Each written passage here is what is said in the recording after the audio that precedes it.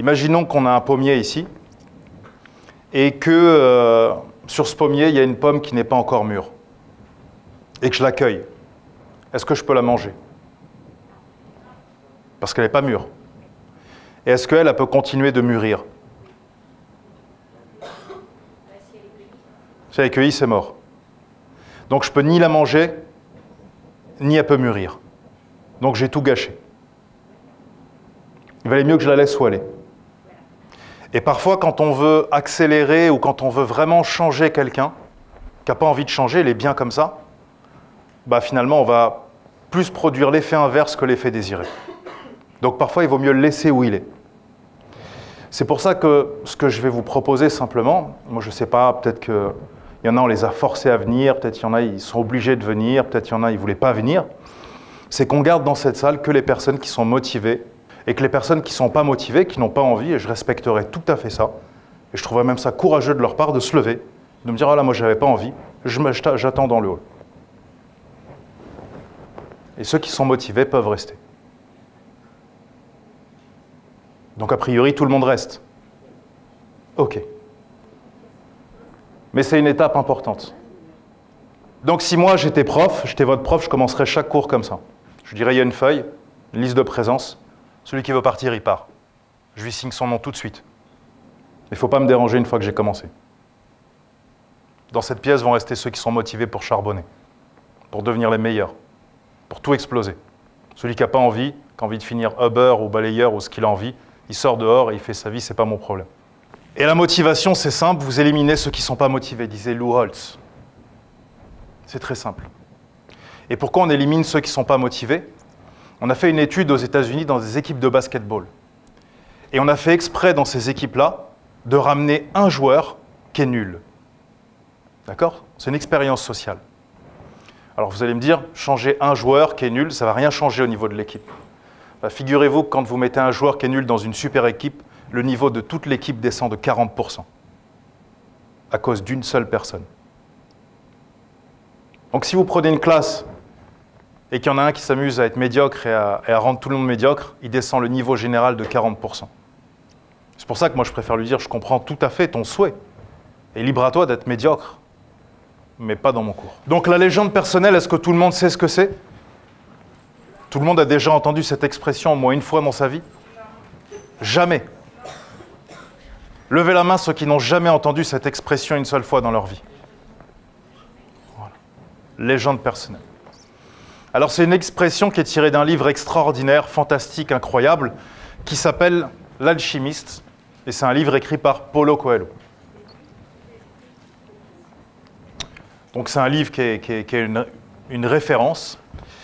Et puis c'est l'histoire d'un jeune homme qui va aller à l'autre bout du monde et qui va vivre sa légende personnelle. Et sur cette terre, une grande partie des humains auront une légende personnelle et l'accompliront. Et le reste des humains auront une légende personnelle, et malheureusement pour eux, ils ne l'accompliront pas. On appelle ça passer à côté de sa vie. Mais encore une fois, c'est un choix et nous le respectons. Chacun est libre de passer à côté de sa vie si bon lui semble, après tout.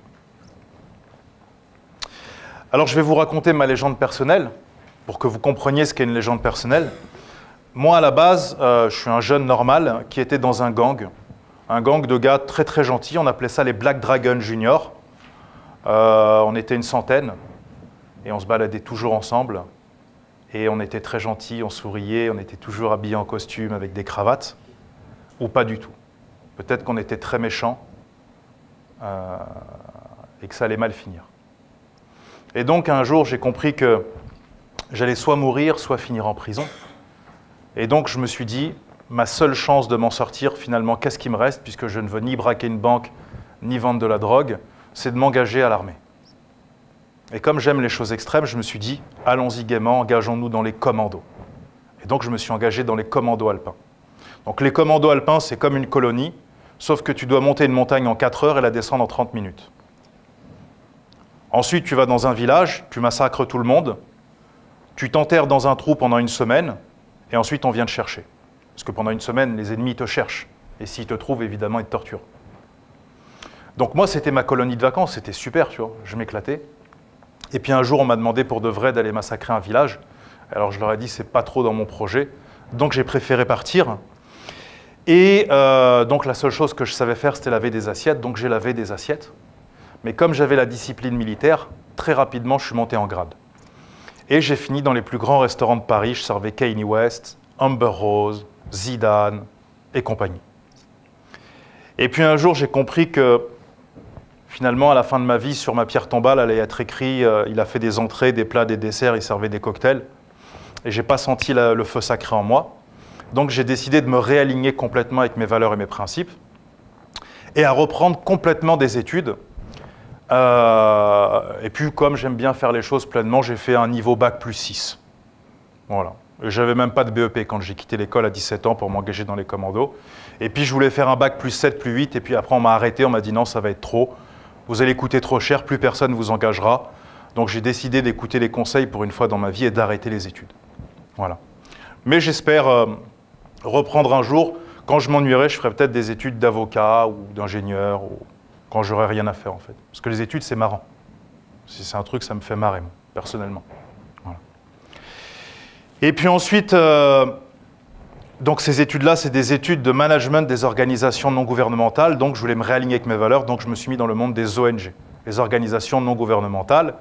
Et puis avec une bande de potes, on a fondé une petite association de quartier qui au début distribuait des sandwichs. Et puis aujourd'hui, on a à peu près 1 million et quelques de collectes par an. Et on est à plus de 1000 projets, surtout des puits construits en Afrique. Donc vous voyez, vous commencez avec des sandwichs et ça peut très mal finir. Vous pouvez finir avec 1000 projets, 1 million par an. Surtout, ne faites pas d'humanitaire. On ne sait pas ce qui peut arriver. Et puis ensuite, comme j'ai décidé de ne jamais prendre d'argent dans le monde de l'humanitaire, parce que j'avais une certaine aversion pour les gens qui gaspillent l'argent, qui prennent de l'argent, j'avais aussi tout un bagage dans le développement personnel. Et puis je donnais ces conseils un peu à des amis, à des proches, et ça marchait très bien pour eux. Et on m'a dit, mais pourquoi tu ne fais pas ça à plus grande échelle? Et donc, je me suis lancé dans le développement personnel. Et j'ai lancé un cursus de formation, dont une des formations a été élue meilleure formation d'Europe en 2014. Donc le cursus s'appelle Booster d'excellence. Et puis, je dis aux gens, libère-toi de tes peurs, débloque ton génie et révolutionne ta vie. Certaines gens l'appliquent à la lettre et changent complètement de vie, ils ont une vie de dingue, et d'autres n'en font rien, et libre à eux, encore une fois.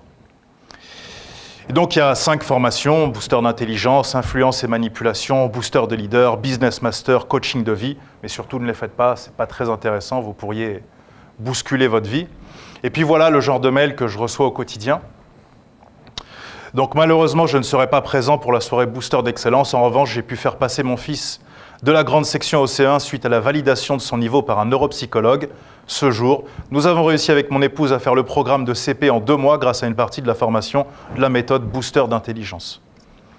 Et puis j'ai également une formation en lecture rapide où j'apprends aux gens à lire un livre de 200 pages en 1 heure et à mémoriser 80% du contenu en 1 demi-heure.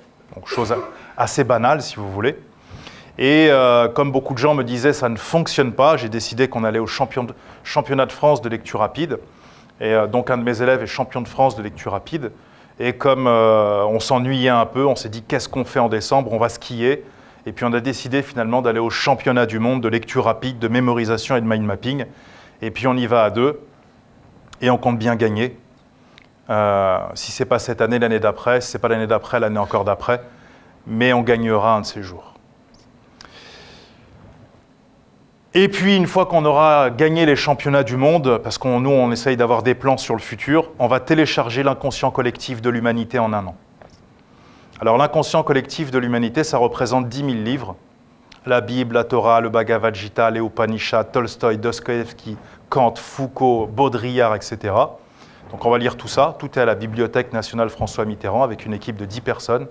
Et en 1 an, on aura téléchargé l'inconscient collectif de l'humanité. Attention, surtout, ne passe pas à l'action après cette vidéo. Non, surtout reste dans l'ombre et continue de priver le monde de ta lumière.